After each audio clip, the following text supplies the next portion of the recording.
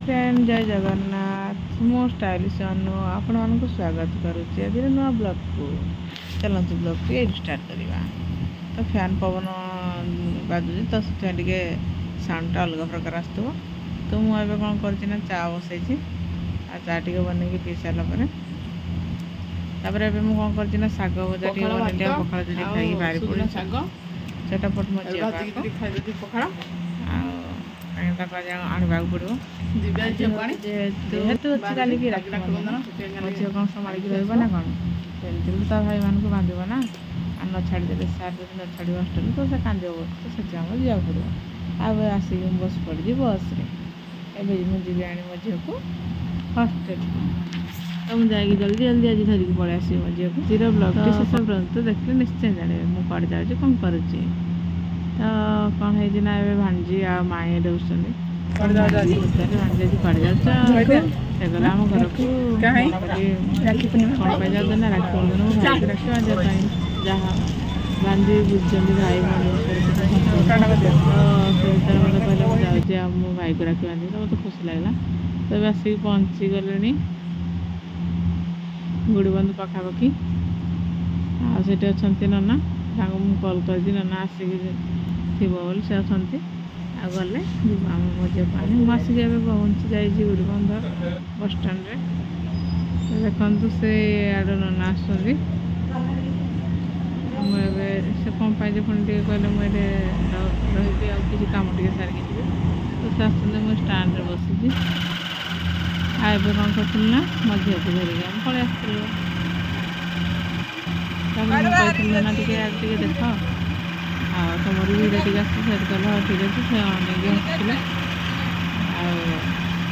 खुशी लगला टे जहाँ ना भिडियो कर सपोर्ट कर मो झील आसिक गुड़बंधर छेकर ठिया है मुझे कहली कौन खाइबु झील ना कि खाइबे खाली ठंडा पीबे तो गोटे ठंडा देखिए पीवाई आ ना सेपटे अच्छा सेपटे रास्त मुझे कहली आ कौन खाइब ना मुझे सेव बो ना मुझे ठीक अच्छे सेव किणवा तो गोटे किलो सेव आम कि आउ से गला बो मुझे आंटी धरी मुझे कहली तोर सब बैग पत्र बोहवाटा बहुत खुशी ना जे कहला हाँ आ बैग पत्र बोहमी तो मो इच्छा मुझे कहली हाँ तो बांगरी हो से कहला ना बांगरी हेबी तापर आम कौन कर ना मो झीर मन है आम टे गुपचुप खाई से कहला मो आगे छिड़ा मुझे कहली ना तू आगे ना मुझे आगे छिड़ा मुझे खाइबी से कहते ना तुम्हें ना मुझे खाइबी एमती आम ठेला पेला खाई दीजन जाक माँ झील तापर आम गुपचुप खाईदेलु गोटे बस आसला आम भाविलु बस आसला तो ये बस रे पलैबु बसिक तो सेटा जाम थिला से आम हे बस को आसिलुनि तापर पुणी कौन करना आम गुपचुप खाऊलु गुपचुप खिया आमर सरीगला गुपचुप खिया सरी सारापर गोटे बस आसला तो मुझे अपेक्षा करके डुंगी केमती कौ पटे को बस आसना कौन नाना कहले ना गुपचुप खाई सार बस आसेनी आ भलसे खाओ कहले ठीक अच्छे तो आम कहले हो भाई आउ दुटा गुपचुप दे दियो आउ दुटा खाई दिए तो एमती माझे गुपचुप खाऊलु तब नाना कहते तो टेटका गला कौन कौन जो गुपचुप खाऊ मुझे कहले आ खाइबे आम आसिक बस जा तो बस सीट नाला तो मुझे जान नी आ गोटे कथा तो से आगे भाणजी बस मोर शशुर भाणजी मोर भाणजी से भी बसते से कौन करना मो भांजी सहित वीडियो कॉल मो झील कह बहु देखी देखी तो मो भांजी बस मो झील बसला मुझे छिड़ा होती से वीडियो बन दूसरी आउ भांजी कहला माई तुम खाली वीडियो बना था मुझे हाँ बनवा टे कहले हाँ ठीक अच्छे तापर आम कौन कर से आउ जड़े से सीट्रे मत जो कनेक्टर करते बसवाई तो से सीट्रे आउ जड़े बसला से उठला पर बस छिड़ा होती तापर से उठिकी जमी ओह्लैले मुझे बसती तापर आम सांग भाई मो झील आ मो भाणजी आसते भाणजी कौन कले ना टाटा करदे कंटिया बस से ओह्लै गले कहले हाँ भाणजी गाँव आड़े बुली आस से कहले हाँ ठीक अच्छे मैं बुली कालिकी आसबि तो काली आसवे कौन के जाने तापर आम माँ झील कौन कलु सीट्रे बसिकी वीडियो करके चलू तापर जड़े मौसी आसिले मुझे कहली मौसी ये बस पड़ कौन पाई छिड़ा होगी जीव गुड़ बिंदु तो तुम बस पड़ से कहले हाँ ठीक अच्छे मैं बस पड़ी पाई सीट्रे बस से बस सीट्रे बसते झील कहला मुझे छिड़ा हेबी तापर आम आसी बस स्टाण्ड ओह्लै पड़लु हमारे बस स्टाण्ड ओह्लै पड़ी ଆମେ ଗୋଟେ ଅଟୋଟେ ଧରି Tongue Tongue Tongue Tongue Tongue Tongue ହେଇ ଘରକୁ ଚାଲି ଆସିଲୁ। ତାପରେ ମୋ ଝିଅ କହୁଛି ବୋଉ ଆଉ ଏବେ କେମିତି ନଟି ନଟି ଟିକେ ଲାଗୁଛି।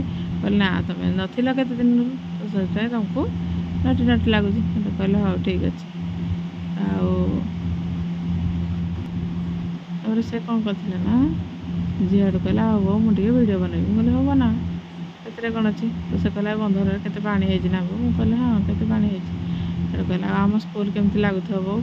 ମୁଁ କହିଲି ତୁ ନାହିଁ ତ ସେଥିପାଇଁ ସ୍କୁଲକୁ ଏକୁଟିଆ ଏକୁଟିଆ ଲାଗୁଥିବ। ସେ କହିଲା ନା ସମସ୍ତେ ଅଛନ୍ତି ନା। ମୁଁ କହିଲି ଆଉ ଯେ ତାପରେ ଏଇଟା ଦେଖନ୍ତୁ ଆମ ଗାଁର ବଡ଼ ବନ୍ଧ।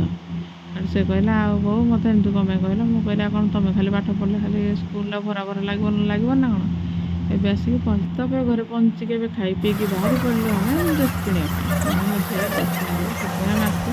ତ ସେ କ'ଣ କରିଥିଲା ନା ହଳେ ଗୋଟେ ପରେ ଗୋଟେ ଡ୍ରେସ୍ ଚେଞ୍ଜ କରିଥିଲା। ତ ତାକୁ କ'ଣ ସେ ଡ୍ରେସ୍ଟା ଟିକେ ଭଲ ଲାଗିନଥିଲା, କେଉଁଟା ଟାଇଟ୍ ହେଉଥିଲା କେଉଁଟା ଛୋଟ ହେଉଥିଲା, ଯେଉଁଟା ପସନ୍ଦ ହେଉଥିଲା ସେମିତି ଛୋଟ ବଡ଼ ହେଉଥିଲା ସାଇଜ୍। ଏଇ ଡ୍ରେସ୍ଟା ଯେତେବେଳେ ପିନ୍ଧିଦେଲା କହିଲା ବୋଉ ମୁଁ ଏଇ ଡ୍ରେସ୍ଟା ନେବି, ଏଇ ଡ୍ରେସ୍ଟା ମୋତେ ଭଲ ଲାଗୁଛି। ମୁଁ କହିଲି ଠିକ୍ ଅଛି ନେ। ଆଉ ଏବେ ବାଛିଥିଲି ମୋ ପୁଅ ଲାଗି ଡ୍ରେସ୍। ମୋ ପୁଅ ଲାଗି ଡ୍ରେସ୍ ବାଛିଥିଲି। ମୋ ଝିଅ କହିଲା ବୋଉ ଆଉ ସେଇ ମାନେ ସିମେଣ୍ଟ କଲର୍ ଡ୍ରେସ୍ଟା ଭଲ ଲାଗୁଛି ସେଇଟା ନେବା। ମୁଁ କହିଲି ଠିକ୍ ଅଛି ନେଇଯିବା। ସେଇଟା ଟିକେ ଭଲ ଲାଗିଲାନି କାହିଁକିନା ଏଇଟା ଛୋଟ ହେଇଥିଲା। ତାପରେ ଆମେ କ'ଣ କରୁଥିଲୁ ଡ୍ରେସ୍ ପତ୍ର କିଣି ମିଠା କିଣି ଘରେ କିଣି ସବୁ କିଣିକି ଏବେ ଘରକୁ ପଳେଇ ଆସିଲୁ। ଘରକୁ ଆସିବା ବାଟରେ ମୋ ଝିଅ କହୁଛି ଆଉ ବୋଉ ରାତିର ଲାଇଟ୍ ଫାଇଟ୍ ବହୁତ ବଢ଼ିଆ ଲାଗୁଛି, ଆଉ ଟିକେ ଭିଡ଼ିଓ ବନେଇ। ମୁଁ କହିଲି ହଁ ବନା, କିଏ ମନା କରୁଛି। ସେ କହିଲା ହଉ ଠିକ୍ ଅଛି। ଏବେ ଆମେ ବୋଉ କ'ଣ ଆଣିଛ? ଡ୍ରେସ୍ ଚପଲ ଆଉ ଭ୍ୟାନିଟି। ଏଇଟା ହେଉଛି ଚପଲ, ଏଇଟା ଝିଅର ଚପଲ, ଏଇଟା ଡ୍ରେସ୍ ଆଣିଛି। ଆସ ଦେଖିଆ ଆସ।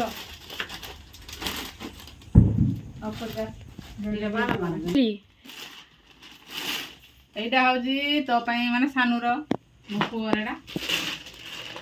ଆଉ ଏଇଟା ଗୋଟେ ତାର ପ୍ୟାଣ୍ଟ ଦରକାର ଥିଲା, ଏଇଟା ପ୍ୟାଣ୍ଟଟା। ଆଉ ଏଇଟା ହେଉଛି ମୋ ଝିଅ କାଣ୍ଡି ଡ୍ରେସ୍ଟା। ଏଇ ଡ୍ରେସ୍ଟା ବଢ଼ିଆ ଲାଗିଲା କ'ଣ ପାଇଁ କହିବି। ଖାସ୍ ଏଇଟା ଗୋଟେ ଆସିଛି ମାକ୍ସ ଗୋଟେ ଡ୍ରେସ୍ରେ।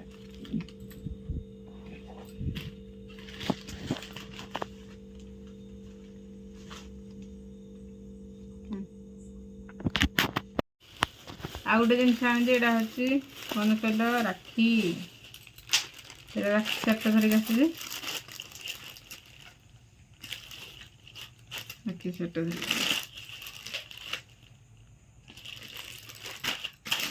1 2 3 4 5 6 7 8 9 10 11। ଆଜିର ବ୍ଲଗ୍ଟି ଯଦି ଆପଣମାନଙ୍କୁ ଭଲ ଲାଗିଥାଏ ତ ଲାଇକ୍ ସେୟାର ସବସ୍କ୍ରାଇବ୍ ନିଶ୍ଚୟ କରିବେ। କମେଣ୍ଟ କରିବାରୁ ଜମାରୁ ଭୁଲିବେ ନାହିଁ।